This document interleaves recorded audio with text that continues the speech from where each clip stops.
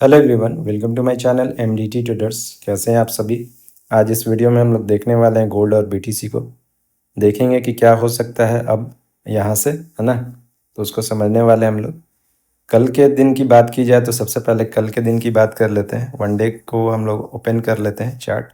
Okay, कल मैंने already आप लोगों को बता रखा है और बहुत दिन पहले से मैं अपने वीडियोज़ और लाइव में बता रहा हूँ कि ये जो है गोल्ड आपका ये ऑर्डर ब्लॉक है। ठीक है, गोल्ड का ये जो है आपका ये ऑर्डर ब्लॉक है। हिस्ट्री का सबसे बड़ा ऑर्डर ब्लॉक है। ये 3 पार्ट में ट्रेड होगा। ठीक है, जब ये ओपन पार्ट पे आया था प्राइस तो यहाँ से सेलिंग आई।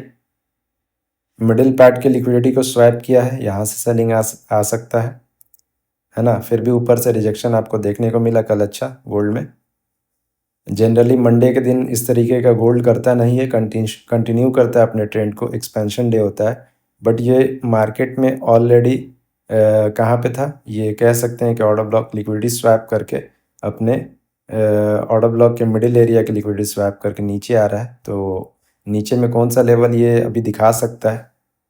पहला, ये फेयर वैल्यू गैप दिखा सकता है आपको, यानी सपोर्ट ले सकता है इसका। ठीक है, ये फेयर वैल्यू गैप आपका अभी बना हुआ है, ये सपोर्ट ले सकता है। या फिर ये ऑर्डर ब्लॉक का सपोर्ट ले सकता है, ये वाला इसके नीचे। ये ऑर्डर ब्लॉक है वन डे का, इसका सपोर्ट ले सकता है। और इस इम्बैलेंस को ऑलरेडी इसने क्लियर कर लिया है। यहाँ पे देखिएगा तो ये ऑलरेडी हल्का सा इसमें था, टैप करके ये गया था। इसको मैं बड़ा करके दिखा रहा हूँ। कहाँ से कहाँ तक आपका इम्बैलेंस था? यहाँ से नीचे से अगर आप देखेंगे तो इस लेवल से और इस लेवल तक आपका वन डे का इम्बैलेंस था, जिसको इसने फिल कर लिया था। और फिल करने के बाद ये ऊपर की तरफ गया था, तो इसको हम लोग हटा देते हैं। अगर प्राइस इन सभी को ब्रेक करके वन डे पे नीचे आता है तो वो कहाँ तक जा सकता है? वो ये लेवल हो सकता है आपका, क्योंकि यहाँ से इम्पल्सिव बाइंग आई है। ठीक है, इसके नीचे फिर कुछ भी नहीं है। अगर ये ब्रेक करके सस्टेन कर जाएगा तो फिर ये सारे लेवल्स जो है वन डे पे आपको काम करते हुए देखेंगे। लिक्विडिटी वगैरह ग्रैब करके मार्केट उस तरीके से काम करेगा। फिलहाल ऊपर में बात कर लेते हैं। उसके लिए सबसे पहले हम लोगों को आना पड़ेगा 1 आवर पे। ओके, 1 आवर पे अगर हम लोग देखेंगे तो ये हमारा जो था, इसको मैं इस तरीके से मिडिल एरिया को ड्रॉ कर देता हूँ।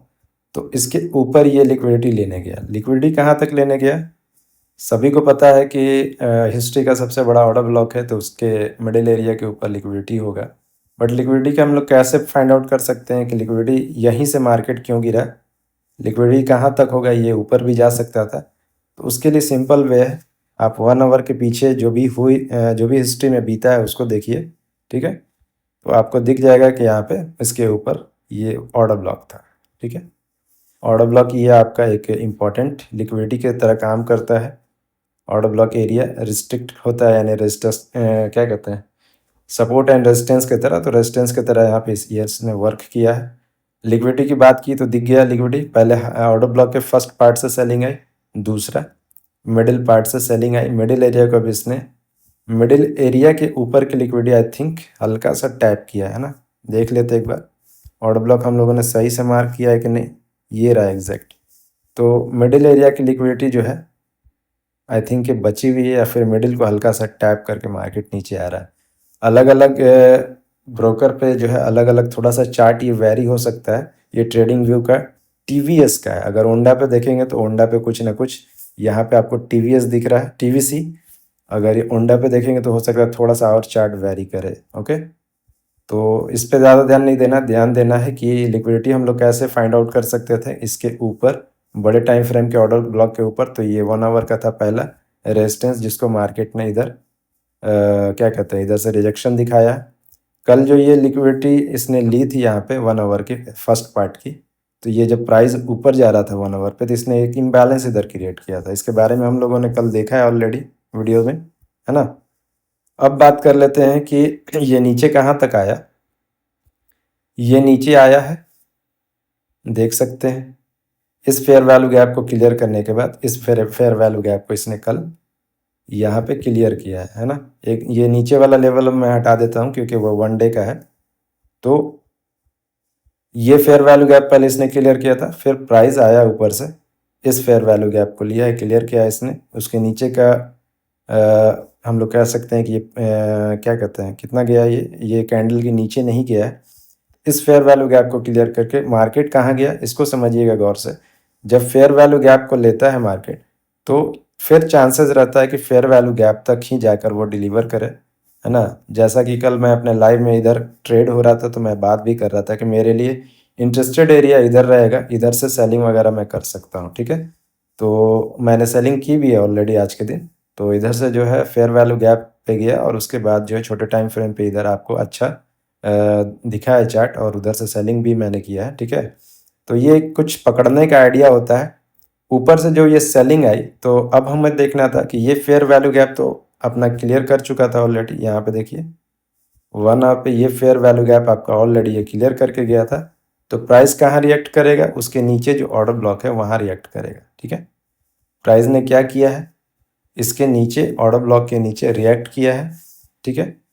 ऑर्डर ब्लॉक से बाइंग आई है, नीचे की लिक्विडिटी होगी इधर 5 मिनट पे कुछ ना कुछ होगा जिसको इसने ऑर्डर ब्लॉक को लिया है लिक्विडिटी के तौर पे, और ये ऊपर में आके क्लोज करने की कोशिश कर रहा है। तो ये आपको नीचे से अच्छा ट्रेड मिल गया ऑलरेडी, ठीक है। अब ये कहाँ तक जा सकता है, अगर ऑर्डर ब्लॉक से बाइंग आती है तो ये इंटरनल एरिया है। इंटरनल एरिया को हम लोग इंटरनल एरिया में ही ट्रेड करेंगे। पहला ये हमारा रुकावट ऑर्डर ब्लॉक हो सकता है, ठीक है। 1 आवर पे अच्छे से समझिएगा, 10 बार इस वीडियो को देख लीजिएगा। यही सारी चीज़ें हर टाइम फ्रेम पे अप्लाई होती है, ठीक है।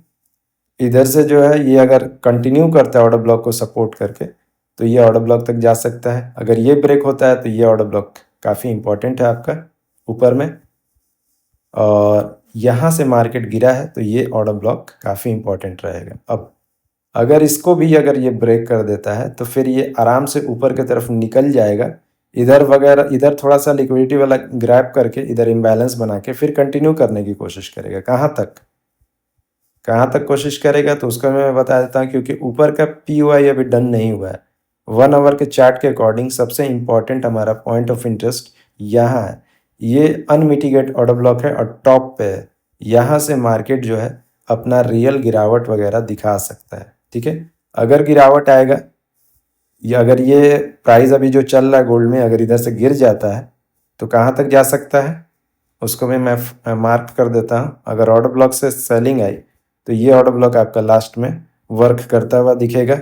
इधर जब भी प्राइस आएगा, इधर से अच्छा बाइंग हुआ है, यानी इधर से ऑर्डर अच्छा पंच हुआ है, तब मार्केट में इस तरीके की बाइंग हुई है, तो यहाँ पे अच्छे ऑर्डर्स जो है पेंडिंग होंगे, तो ये POI की तरह हम लोग देख सकते हैं। उसके बाद नीचे में काफ़ी लेवल्स हैं, इधर से सारा चीज़ जो है ऑलरेडी फिल हो चुका है। बट ध्यान देने वाली बात ये है कि जब प्राइस ऊपर सारा फिल करके जा रहा था, तो ये ऑर्डर ब्लॉक अभी इसने मार्केट ने नहीं लिया, ये अनमिटिगेट है, ठीक है। ये लेवल्स मैं निकाल के इसलिए दे रहा हूँ कि जब चीज़ें बाद में होगी तो मैं आप लोगों से बात करूँगा लाइव में कि आप लोगों ने इस पे ट्रेड वगैरह लिया कि नहीं लिया है, ठीक है। ये सारे इंपॉर्टेंट लेवल्स होते हैं। तो आई थिंक कि गोल्ड में जो है आज का जो है हम लोगों ने सब इंपॉर्टेंट लेवल निकाल लिया है। बीच में रुकावट के तौर पे एक चीज़ और हो सकता है, क्योंकि यहाँ से भी ऑर्डर पंच हुआ है और कोई भी रेड कैंडल नहीं है, तो ये भी लेवल आपके लिए इम्पोर्टेंट है, बट उतना नहीं है जितना कि ये है, ठीक है। क्योंकि मेन बाइंग आपका यहाँ से शुरू हुआ है, तो इस लेवल पे जब आएगा प्राइस तो आपको अच्छा मौका मिल सकता है। अपसाइड में आपका ये सारा लेवल मैंने ऊपर में भी निकाल दिया, तो इस हिसाब से आप अपना ट्रेड कर लेना। BTC को देख लेते हैं हम लोग फटाफट से। ये रहा BTC का वनडे का चार्ट, और आप लोग देख सकते हैं कि जब प्राइस ने अपने कंटिन्यूएशन को नहीं किया, जैसे कि सेल हर बार हो रहा था और जो है लो ब्रेक हो रहा था, यहाँ पे लो ब्रेक नहीं हुआ, मार्केट ने कैरेक्टर चेंज किया इस कैंडल पे, ठीक है। ये 1 आवर के कैंडल पे जो है कैरेक्टर चेंज हो गया था। तो कंफर्मेशन के लिए कैरेक्टर चेंज कहाँ पे हुआ, ये आपका स्विंग जो था, पहला स्विंग कैरेक्टर चेंज होता है।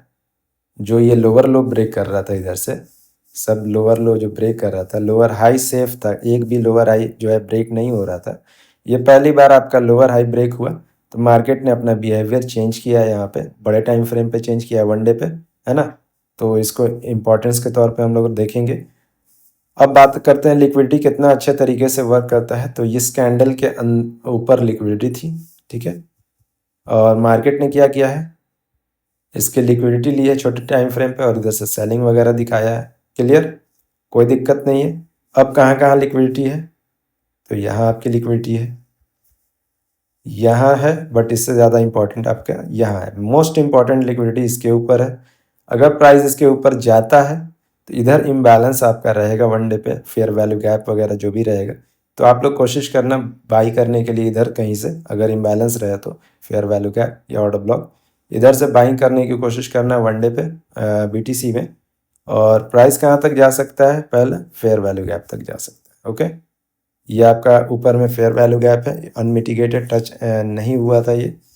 और अगर इसको भी ब्रेक कर देता है तो ऊपर में 2 लेवल अभी इंपॉर्टेंट है। ऑर्डर ब्लॉक, ये ऑर्डर ब्लॉक आपका इंपॉर्टेंट रहेगा। वन डे के अकॉर्डिंग मैं लेवल मार्क कर रहा हूँ ताकि बाद में जब चीज़ें होंगी तो हम लोग उसको अच्छे से समझ पाएँ, है ना। पहले से बात हो ही रहेगी तो मैं भी अपने लाइव में या फिर वीडियोस में उसको मैं दिखाऊंगा कि देखो ये सारे लेवल्स जो ऑलरेडी मैंने डन किए थे, आप लोगों ने ट्रेड किया कि नहीं किया। तो ये इस तरीके से वन डे पे सारी चीज़ें हो चुकी है। नीचे जाने के लिए इसको वन डे पे ये लेवल ब्रेक करना पड़ेगा, ये वाला स्विंग ब्रेक करना पड़ेगा। और उसके बाद इसके नीचे बहुत इंपॉर्टेंट लिक्विडिटी है, तो अगर प्राइस फिर से इधर जाता है तो अच्छी सेलिंग आएगी। उसके बाद प्राइस इसको रिटेस्ट करने आएगा, फिर इधर इम्बैलेंस से सेलिंग कंटिन्यू करेगा। ठीक है, कल मैंने इधर आपको पैरेलल ट्रेंड लाइन भी ड्रॉ किया था, उसको मैं दिखा देता हूँ। ये आपका पैरेलल ट्रेंड लाइन था, उसके अकॉर्डिंग अगर हम लोग बात करें तो अभी वन डे पूरी तरीके से क्लियर नहीं है। ये आपका रेजिस्टेंस था वन डे पे, ये ड्रॉ कर लीजिए आप। इसको ब्रेक नहीं कर पा रहा था मार्केट, देखिएगा अच्छे से। यहाँ पे मल्टीपल टाइम रिजेक्शन था, कैंडल इसके ऊपर क्लोज नहीं कर पा रहा था। फर्स्ट टाइम कैंडल क्लोज किया है, सेकंड टाइम जो है आज के दिन का अगर कैंडल या फिर कल के दिन का कैंडल इसके ऊपर सस्टेन कर जाता है, यानी 68,800 के ऊपर क्लोजिंग दे देता है, तो डेफिनेटली मार्केट ऊपर की तरफ निकलने वाला है। ठीक है, और ये जो आपका पैरेलल ट्रेड लाइन है ये भी ब्रेक होने वाला है। ठीक है, अगर नहीं देता है तो इसमें फिर टाइम स्पेंड करने लगेगा या फंस जाएगा इस एरिया में। उस हिसाब से आप देख लेना। आप लोग 1 आवर पे देख लेते हैं क्या हुआ है। अब 1 आवर पे इन सभी चीज़ों को हटा देते हैं, चार्ट गंदा लग रहा है। ठीक है, इसके ऊपर लिक्विडिटी थी 1 आवर पे, सेलिंग आई। कहाँ तक ये सेलिंग अभी कंटिन्यू कर सकता है उसको सबसे पहले समझ लेते हैं BTC में। ये आपका ऑर्डर ब्लॉक है, यहाँ तक आ सकता है। ठीक है, और ये वन डे का था आई थिंक, तो ये तो हो चुका है, इसको हम लोग यहाँ तक छोड़ देते हैं। ठीक है, ये आपका 1 आवर का फ्रेश लेवल है और उसके नीचे मुझे POI दिख रहा है। POI क्यों, कि फिर उसके नीचे कुछ भी नहीं है। BTC में ये आपका POI है, बिकॉज यहाँ से देखेंगे आप लोग मार्केट चला, फेयर वैल्यू गैप को ऑलरेडी ये क्लियर कर चुका है, ऊपर निकला है, इम्बैलेंस को क्लियर कर चुका है, मार्केट ऊपर गया है। ऑर्डर ब्लॉक आपका पेंडिंग है, यानी कि मार्केट में रियल ऑर्डर जो पंच हुआ है यहाँ से हुआ है ना। बाइंग का जो मोमेंटम बना है यहाँ से बना है, तो यहाँ पे ऑर्डर पेंडिंग होगा, मार्केट यहाँ आएगा तो फिर से बाइंग कंटिन्यू हो सकता है। ओके, फिर इसके नीचे अगर हम लोग देखेंगे तो इसके बारे में ऑलरेडी मैंने बता रखा है प्रीवियस वीडियो में, जिसको मार्केट ने ये अच्छा POI था, मैंने बोला था कि यहाँ पे आप लोग ध्यान देना। मार्केट आया, इस POI को लिया ऊपर। ठीक है, ऊपर कहाँ तक गया, पहले जो मेन लिक्विडिटी था, पहला हाई जहाँ से ये मार्केट गिरा था, इसकी लिक्विडिटी लेने गया है। अब इसके बीच का भी अगर हम लोग शॉर्ट करना चाहें कि कैसे कर सकते हैं, तो वो आपका होता है Fibonacci, low to high draw किया हम लोगों ने। ये हमारा 50 से लेके ऑलमोस्ट इतना होगा गोल्डन जोन, है ना। ये अपना एक गोल्डन जोन होगा, देख लेना आप लोग ड्रॉ करके अपने हिसाब से। तो प्राइस एक बार इस गोल्डन जोन को ले सकता है, रिसेंट के लिए मैं बता रहा हूँ, अभी के लिए ट्रेड, क्योंकि आसपास में चल रहा है। गोल्डन जोन की लिक्विडिटी वगैरह स्वैप, मतलब मिडिल एरिया की लिक्विडिटी स्वैप करके प्राइस जा सकता है ऊपर। हम लोगों को ऊपर जाना है तो कौन सा इंपॉर्टेंट लेवल है 1 आवर पे, वो ये है फेयर वैल्यू गैप। ओके, ये फेयर वैल्यू गैप अभी आपका अनमिटिगेट है, ये ब्रेक नहीं हुआ है। अगर ब्रेक कर जाएगा तो फिर इसको ऊपर में रोकने के लिए कुछ भी नहीं है, फिर प्राइस BTC का इस लिक्विडिटी को लेगा। कौन सा लिक्विडिटी को लेगा, इसके लिक्विडिटी को लेगा। यहाँ लिक्विडिटी है बट इससे बड़ा लिक्विडिटी अभी ये है, तो इसके तरफ प्राइस अप्रोच करेगा और इधर से जो है फिर सेलिंग वगैरह दिखाकर इधर से बाइंग कंटिन्यू हो सकता है, कोई इम्बैलेंस वगैरह रहे तो। इसी तरीके से मार्केट बिहेव करता है। अगर चीज़ें समझ में आ रही है तो ठीक है, नहीं समझ में आ रही है तो आप लोग लाइव में जुड़े और वहाँ पे क्लियर कर लें। ओके, मैं लाइव आता हूँ डेली 12:30 दिन में और 1 AM रात में मैं लाइव आता हूँ। इन 2 टाइमों में कभी भी आप जुड़ के इन सभी चीज़ों के बारे में आप अच्छे से समझ सकते हैं, पूछ सकते हैं, ठीक है? आज के लिए इस वीडियो में इतना ही रहने देते हैं। मिलते हैं नेक्स्ट वीडियो में। Bye, take care.